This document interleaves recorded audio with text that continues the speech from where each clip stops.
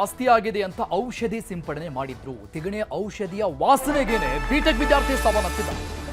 ಪಿಜಿಯಲ್ಲಿ ತಿಗಣೆ ಜಾಸ್ತಿ ಆಗಿದೆ ಅಂತ ಔಷಧಿ ಹಾಕಿದ್ರು. ತಿಗಣೆ ಔಷಧಿ ವಾಸನೆಗೆ ಬಿಟೆಕ್ ವಿದ್ಯಾರ್ಥಿ ಸಾವನ್ನಪ್ಪಿರುವಂತಹ ದುರ್ಘಟನೆ ಸಂಭವಿಸಿದೆ. ಬೆಂಗಳೂರಿನ ಎಚ್ಎಲ್ ಪೊಲೀಸ್ ಠಾಣಾ ವ್ಯಾಪ್ತಿಯಲ್ಲಿ ನಡೆದಂತಹ ಘಟನೆ.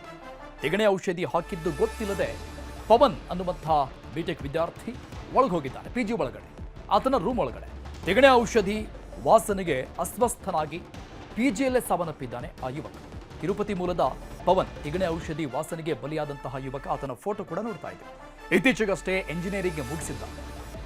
ಎಚ್ಎಲ್ ಪೊಲೀಸ್ ಠಾಣೆಯಲ್ಲಿ ಈ ಸಂಬಂಧಪಟ್ಟಂಗೆ ಪ್ರಕರಣ ದಾಖಲಾಗಿದೆ. ಮರಣೋತ್ತರ ಪರೀಕ್ಷೆಗಾಗಿ ಬೌರಿಂಗ್ ಆಸ್ಪತ್ರೆಗೆ ಶವವನ್ನ ರವಾನೆ ಮಾಡಲಾಗಿದೆ.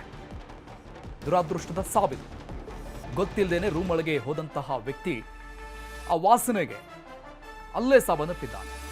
ಇತ್ತೀಚೆಗಷ್ಟೇ ಎಂಜಿನಿಯರಿಂಗ್ ಮುಗಿಸಿದಂಥ ಪವನ್ ಇನ್ನೇನು ಕೆಲಸದ ಹುಡುಕಾಟದಲ್ಲಿದ್ದ ಅಂತ ಕಾಣಿಸುತ್ತೆ. ಪಿಜಿಯಲ್ಲಿ ವಾಸ್ತವ್ಯವನ್ನು ಹೂಡಿದ್ದ. ತಿಗಣೆ ಜಾಸ್ತಿ ಆಗಿದೆ ಪಿಜಿಯಲ್ಲಿ ಅಂತ ಪಿಜಿ ಮಾಲೀಕರು ಔಷಧಿ ಸಿಂಪಡಣೆ ಮಾಡಿದ್ರು. ಆದರೆ ಎಲ್ಲ ವಿದ್ಯಾರ್ಥಿಗಳಿಗೂ ಕೂಡ ಅಥವಾ ಪಿಜಿಯಲ್ಲಿರುವಂತಹ ಎಲ್ಲರಿಗೂ ಕೂಡ ಈ ಬಗ್ಗೆ ಮಾಹಿತಿಯನ್ನು ಕೊಟ್ಟಿರಲಿಲ್ವಾ? ವಾಸನೆ ಇದೆ, ಯಾರು ಒಳಗಡೆ ಹೋಗಬಾರದು ಅಂತ ಈ ವಿದ್ಯಾರ್ಥಿಗೆ ಹೇಗೆ ಮಾಹಿತಿ ಸಿಗಲಿಲ್ಲ?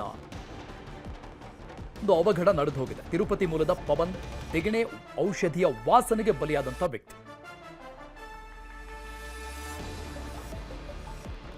ಈ ಬಗ್ಗೆ ಇನ್ನಷ್ಟು ಡೀಟೇಲ್ಸ್ ಕೊಡ್ತಾರೆ ನಮ್ಮ ಪ್ರತಿನಿಧಿ ಮಂಜುನಾಥ್ ಸಂಪರ್ಕದಲ್ಲಿದ್ದಾರೆ. ಮಂಜು, ಹೇಗೆ ನಡೆದಿದ್ದು ಘಟನೆ ಅನ್ನುವಂಥ ಡೀಟೇಲ್ಸ್ ನೋಡ್ತಾ ಇದ್ದೀವಿ. ಆದರೆ ಮಾಲೀಕರ ನಿರ್ಲಕ್ಷ್ಯನ ಇದು, ಯಾರನ್ನೂ ಕೂಡ ಒಳಗೆ ಬಿಡಬಾರ್ದಾಗಿತ್ತಲ್ವಾ?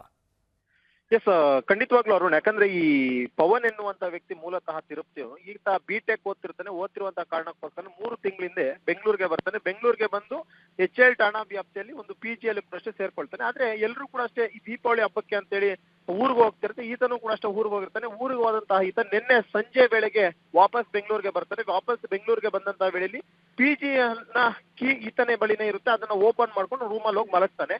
ಆದ್ರೆ ಎಲ್ಲೋ ಒಂದ್ ಕಡೆ ಆ ಒಂದು ಪಿಜಿಗೆ ಕಳೆದ 1 ವಾರದಿಂದ ಎಲ್ಲರೂ ಹೋದಂತ ಸಂದರ್ಭದಲ್ಲಿ ತಿಗಣೆ ಔಷಧಿಯನ್ನ ಹೊಡಿರ್ತಾರೆ. ಆ ಒಂದು ಔಷಧಿ ಹೊಡೆದಿದ್ರು ಕೂಡ ಅದನ್ನ ಕ್ಲೀನ್ ಮಾಡಿರೋದಿಲ್ಲ.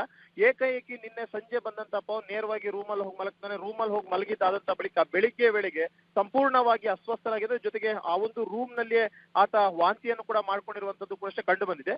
ಬೆಳಿಗ್ಗೆ ಆತ ಎಚ್ಚರಿಕೆ ಆಗದ ಕಾರಣಕ್ಕೋಸ್ಕರ ಪಿಜಿಯಲ್ಲಿರುವಂತವ್ರು ಹೋಗಿ ನೋಡಿದಂತ ವೇಳೆಯಲ್ಲಿ ಆತ ಸಾವನ್ನಪ್ಪಿರುವಂತ ವಿಚಾರ ಕೂಡ ಗೊತ್ತಾಗುತ್ತೆ.